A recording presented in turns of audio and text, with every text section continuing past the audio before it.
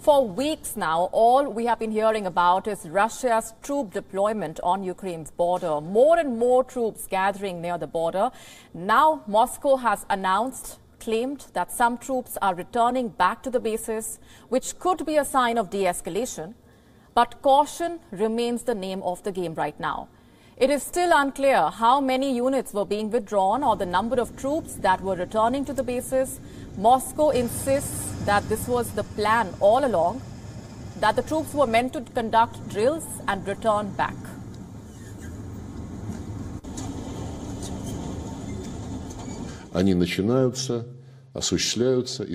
The drills start, are conducted and finish as per plan. We have spoken about it many times, referring to the drills in the west of the country, in the Far East, and during joint Russian-Belarusian drills that are conducted according to the schedule agreed upon long before.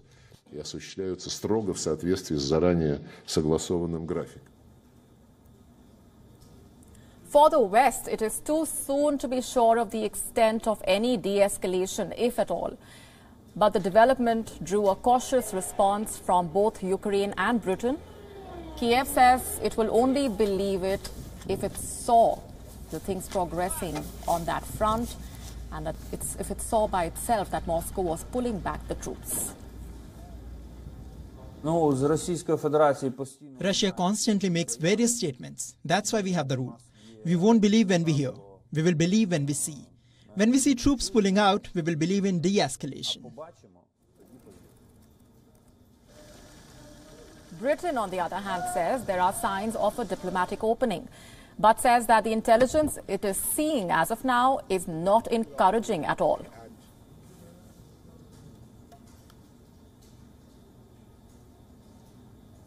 Last night, going into today, clearly there are signs of a diplomatic opening. There always has been an opportunity to talk. There are grounds for a conversation about Ukraine, with Ukraine, and that's good. We know we are seeing a Russian openness to conversations. On the other hand, the intelligence that we're seeing today is still not encouraging. Germany and France, meanwhile, are calling it a positive sign. Olaf Scholz, in a presser with the Russian president, said that he welcomed the withdrawal of the troops, while Paris said that if the information is correct, this would be a good thing. Meanwhile, NATO is saying that there has been no sign of de-escalation. The NATO chief maintaining that de-escalation would mean one thing: a substantial withdrawal of Russian troops and military equipment from Ukraine's borders. So far, we have not seen any de-escalation on the ground, not seen any signs of reduced Russian military presence on the borders of Ukraine. But we will continue to monitor and to follow closely what Russia is doing. And the signs coming from Moscow about willingness to continue to engage in diplomatic efforts, that gives some reason for cautious optimism. Russia amassed more than 130,000 troops near Ukraine's border. Military drills in Belarus are to go on for another 5 days, and there is still no indication that anything has changed there. So for now, there is no sense of relief as far as this conflict is concerned, and the uncertainty continues.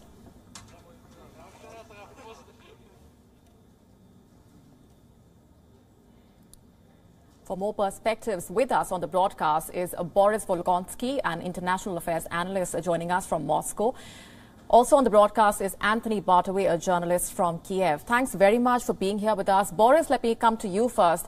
While Moscow says it is pulling back some troops from the Ukraine border, NATO saying that no de-escalation has been seen on the ground so far.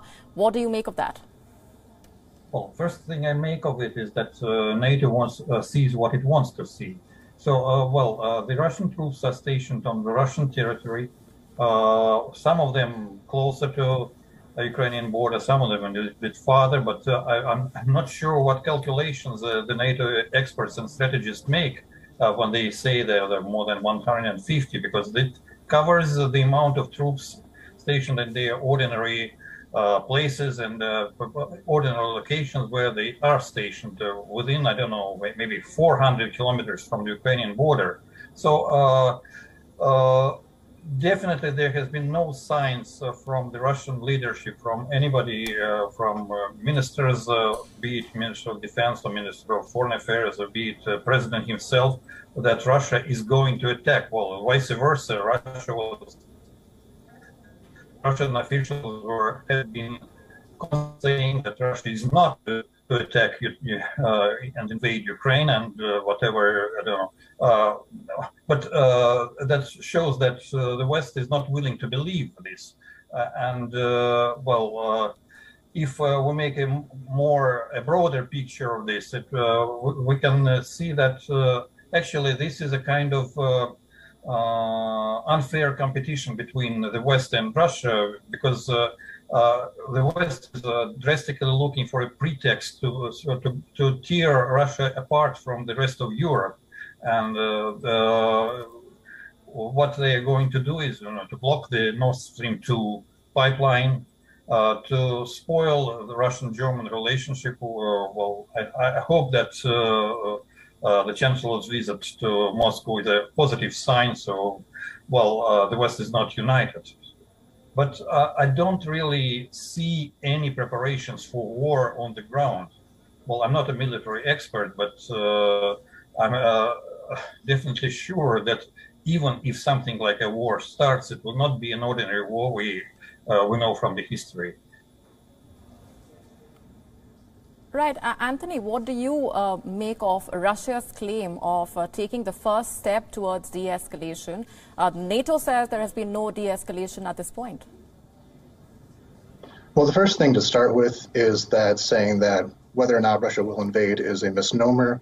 Russia invaded in 2014 and is currently occupying several parts of the country. So to say it is not seen if Russia will invade, that already happened. Everything going forward is just more or less. And if Russia is, say, pulling back, again, that remains to be seen, as some of the other comments that were made leading up to this. The main thing here, I believe there was a video on RT showing proof of this withdrawal. It was simply from one part of Crimea to another, not a big change in things, and again, still within the internationally recognized borders of Ukraine. To me personally, I will take it as an obvious sign of de-escalation if these units that came all the way from the Eastern District are withdrawn and sent back to their original bases. Everything else is more or less just theater. And frankly, to believe anything the Russian Foreign Ministry or Defense Ministry says about things is a mistake. They are not very forthcoming with the truth very often. Boris, Russia's parliament has asked the President Vladimir Putin to recognize two Russia-backed breakaway regions in eastern Ukraine as independent. Help us understand the significance and implications of that move. Well, if you ask me personally, I think it's a long-awaited step, which should have been done 8 years ago, actually, because these republics are, they are not willing to live in a state that where the power is originated from a legal coup. And I also would like to contradict Anthony, because, there has been no invasion of Crimea. The Russian troops there were stationed according to the bilateral agreement, and there was no opposition on the ground from the Ukrainian troops stationed there. More so, about 80% of the Ukrainian military joined the Russian army after 2014, and there has been no proof that Russian regular troops have ever been present in the Donetsk and Lugansk republics. So there have been no invasion of those two republics. Well, what I think that that the recognition of these independent states, de facto independent republics, the recognition of the jury of them would lead to stabilization there, because they suffer constant artillery shelling, bombing, and so on. And the people have lived 8 years in absolutely terrible conditions. So I think that that's a good step. I'm not sure what the president will decide. It's up to him. But generally speaking, I say it's a step in the right direction. Anthony, how are you viewing this move taken by the Russian parliament? Well, again, going back, the Russian government has awarded Russian soldiers for taking part in the invasion of Crimea. So to say that it wasn't an invasion simply because there was no resistance is ridiculous. The Ukrainian soldiers there knew they would lose and did not put up a fight. That does not constitute any kind of legal anything. As for this recognition of the occupation authorities in the Donetsk and Lugansk regions, these are essentially criminal enterprises set up by petty local mobsters, not any kind of legitimate political formation. The current head of the DNR was a former pyramid scheme guy. So to treat these as any sort of, again, legitimate statelets is patently absurd.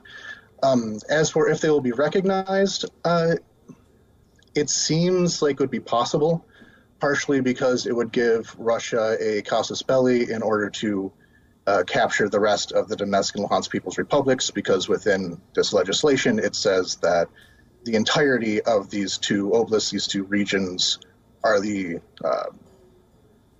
property essentially of the occupation authorities. Ultimately, I don't believe it would make much of a difference there. One thing it would do is render the Minsk agreements completely null and void, which frankly they have been anyway for a multitude of reasons. So it would be a very provocative step, but ultimately not a very big pragmatic one in my mind. Boris, questions have been raised, as you also pointed out, over the unity of the West as far as this Ukraine crisis is concerned. What is your assessment of the threat of sanctions coming in from the West if Russia invades Ukraine? Well, I think that the sanctions will come anyway, you know, whether there is a war or not. Sanctions have been imposed many times within this period of time. And sanctions is always a double-edged sword. And so, well, when the West imposed sanctions, for example, and Russia imposed counter-sanctions and blocking the imports of certain commodities, it resulted in the fact that our Russian agricultural sector got a very good impetus for development. Well, if the West blocks, for example, the gas exports from Russia, it will result in, it has already resulted in the higher rocketing prices of oil and gas, and well, this is also for the benefit of Russian oil and gas exporting companies. So I'm not sure that sanctions will play any significant role in this current situation, because, well, it will all lead to the situation when Russia will have to shift. It has already shifted to transactions in local currencies, for example, in trade with China. Then India also were discussing such possibilities. So it's not going to play a very significant role. Right, Anthony, as the uncertainty continues, a series of travel advisories have been issued by multiple countries. What do you make of that? These countries have been calling on their nationals to leave Ukraine. I believe that these embassies are in a position where they have to look out for the best interests of their people within these countries. In my mind, I feel as though it might be a bit much, just for me personally, but ultimately everyone has to take into account their own safety. Governments have to take into account the safety of their citizens, and it's often better to be safe than sorry. So if the people who live here feel that it's necessary to take a 1 or 2 week trip to Poland or Romania or something until hopefully things calm down, it can be a significant interruption in your life, but ultimately one that I completely understand if someone chooses to make. Indeed, and a series of diplomatic efforts have been made to try and avert war. We're leaving it there for the moment. Boris and Anthony, thanks very much for joining us on the broadcast with those perspectives and inputs. WION now available in your country. Download the app now. Get all the news on the move.